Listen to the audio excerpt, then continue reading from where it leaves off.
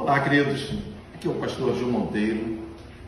Dias atrás, uma grande polêmica foi levantada nas redes sociais envolvendo o pretenso lançamento de um tênis por um fabricante em escala global.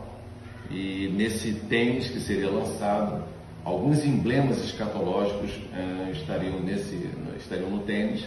E desses emblemas escatológicos vão se destacando que é o número 666, que é a marca da besta no Apocalipse. Muitos crentes, impressionados com isso e preocupados com isso, na sua sinceridade, na sua simplicidade, principalmente pais preocupados com os seus filhos de adquirirem esse tênis.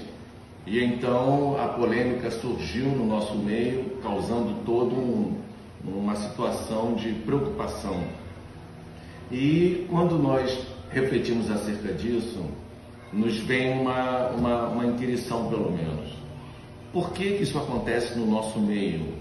Por que fatos assim mexem tanto com a gente e nos deixam, de certa forma, não só confusos, mas inclusive duvidosos do que está acontecendo, se já aconteceu, se ainda vai acontecer, naquilo que a escatologia bíblica apresenta como sendo os eventos futuros na consumação dos tempos.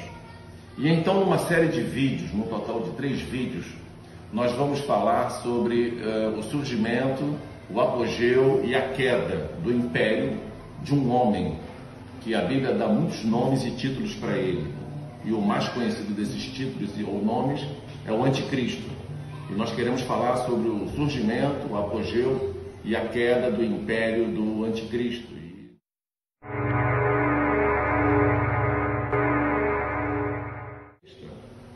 Inicialmente é fundamental nós definirmos o recorte temporal deste império, do surgimento deste império, e esse recorte ele está inserido num plano maior de um tratamento divino para a nação de Israel, o povo de Deus da antiga aliança.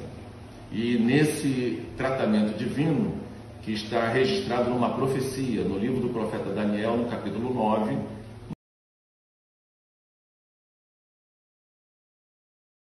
nós temos o que a teologia cristã chama das semanas proféticas de Daniel. E nesse tempo escatológico, que está dentro do plano divino registrado na profecia lá de Daniel, nós temos uma etapa deste plano que ainda vai acontecer, que ainda acontecerá.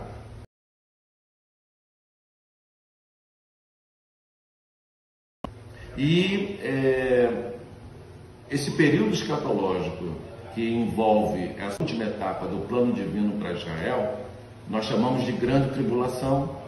E a nossa noção inicial de grande tribulação é associar isto a um momento ou a uma condição em que Deus, de forma descontrolada, de forma até desequilibrada, Deus então derrama uma série de juízos e castigos sobre a humanidade, como se isso fosse um fim em si mesmo ou até uma ação aleatória de Deus, quando na verdade, à luz das Escrituras, esse período escatológico chamado a Grande Tribulação será uma expressão singular do amor de Deus para com o seu povo da antiga aliança, trazendo este povo de volta para a presença do Senhor e purificando a nação de Israel, de tal maneira que todas as promessas abraâmicas sejam cumpridas na vida da nação de Israel, desde que esta nação seja tratada.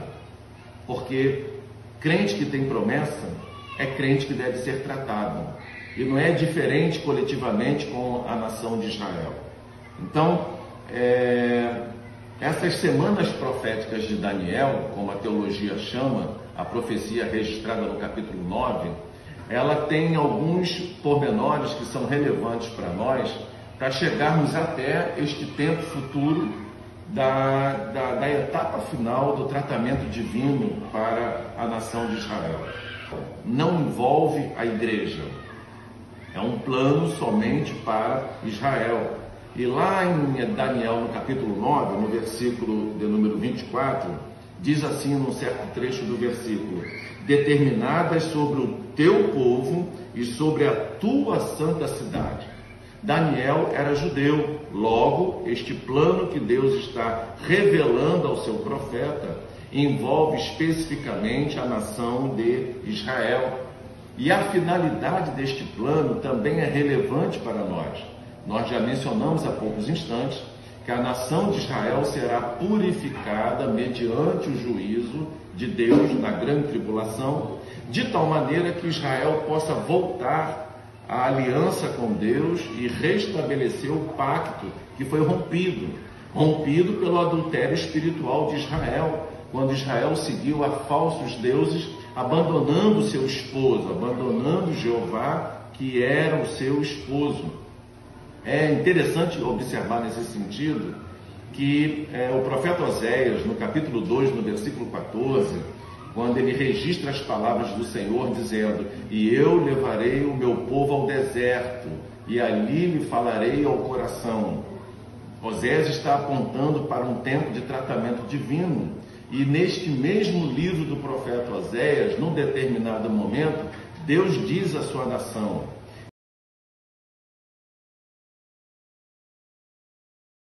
de que a traria de volta para que ele fosse o esposo dela. E Deus então diz que Israel deixaria Baal para voltar aos braços do Senhor Jeová. É interessante perceber que um dos sentidos da palavra Baal é exatamente marido, é a ideia de esposo. Então, neste texto de Oséias, há um trocadilho feito por Deus, dizendo que o falso marido ou o adúltero Baal seria abandonado, e então a esposa Israel, ela volta para o seu esposo, volta para o seu marido, para restabelecer o pacto que havia sido rompido pelo adultério espiritual de Israel. Então a finalidade deste período escatológico chamado Grande Tribulação é, de acordo com o próprio versículo 24, retornando para esse versículo no capítulo 9, diz assim: para extinguir a transgressão e dar fim aos pecados e expiar a iniquidade, e trazer a justiça eterna, e selar a visão e a profecia, e ungir o santo dos santos. Aqui nós podemos, não sei se você teve cuidado de contar, mas nós temos aqui 6 coisas que serão feitas para que Israel volte à presença do Senhor e possa restabelecer a sua aliança com Deus. Mas são 6, indicando que ainda assim não será uma expiação completa, plena, integral, mas será o suficiente para Israel voltar a ter o seu relacionamento com Deus, que foi rompido pelo adultério espiritual da nação. E esse processo de tratamento, na profecia de Daniel capítulo 9, esse processo tem etapas distintas, no total de 3. As 2 primeiras já foram cumpridas, e a terceira e última etapa ainda será cumprida, e há um intervalo de tempo entre a segunda e a terceira. Na segunda etapa desse tratamento divino, ela se encerra com a morte e ressurreição de Cristo na cruz do Calvário. E então um intervalo de tempo surge que já dura cerca de 2000 anos, envolvendo a dispensação da igreja. Deus não revela isso para Daniel. O profeta não tem esse discernimento. Lá no versículo de número 26, na parte final do capítulo 9, versículo 26, Daniel apenas tem esse conhecimento. E até o fim. Essa pequena expressão no versículo 26 indica essa interrupção no plano, essa suspensão do plano divino para Israel. Perceba que eu não disse cancelamento, eu não disse anulação do plano, eu disse suspensão e interrupção. Usando uma ilustração, é como se uma espécie de cronômetro divino no céu tivesse sido travado. Na morte e ressurreição de Cristo, esse cronômetro, marcando o tempo de tratamento de Israel, ele é travado. Quando a igreja for arrebatada, quando ela for raptada, Então, esse cronômetro divino, o pino que está travado, espiritualmente, ele será destravado. E o tempo voltará a correr de tal maneira que o tratamento divino se complete e Israel, então, tenha condições de voltar ao seu relacionamento com o seu esposo, que é Jeová.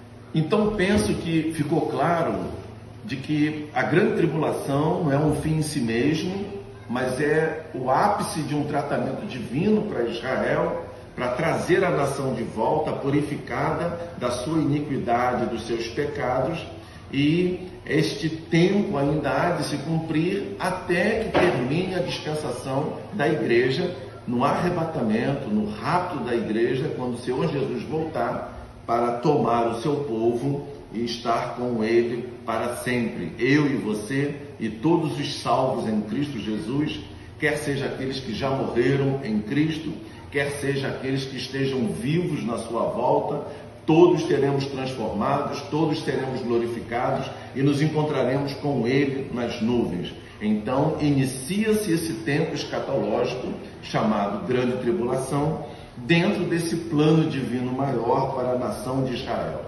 Mas nós precisamos então agora atentar para o surgimento do império do anticristo. Quais são as condições, quais serão as condições necessárias para que o anticristo surja no cenário mundial, nas esferas política, social e econômica? Alguma coisa precisa acontecer para que crie as condições necessárias do surgimento deste homem chamado anticristo. Provavelmente isso acontecerá a partir de uma guerra que está registrada no livro do profeta Ezequiel, nos capítulos 38 e 39. Nós temos o registro desta guerra, que é a chamada de Guerra de Gog e Magog.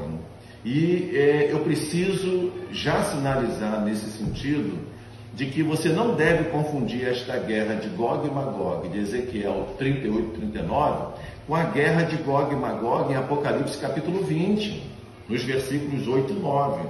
Embora sejam duas guerras com o mesmo título, mas são guerras distintas, em tempos distintos, com intervalo de aproximadamente 1000 anos entre uma e outra. Mas para nós agora interessa essa guerra que Ezequiel registra, chamada Guerra de Gog e Magog. Nações do norte vão se levantar contra Israel.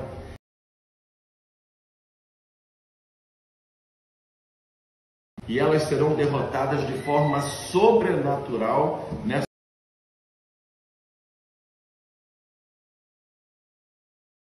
nessa luta contra Israel. O resultado dessa guerra será tão tremendo que o texto bíblico nos diz que Israel levará cerca de 7 meses para enterrar todos aqueles, sepultar todos aqueles que forem vencidos nesta guerra que será feita contra o povo de Deus.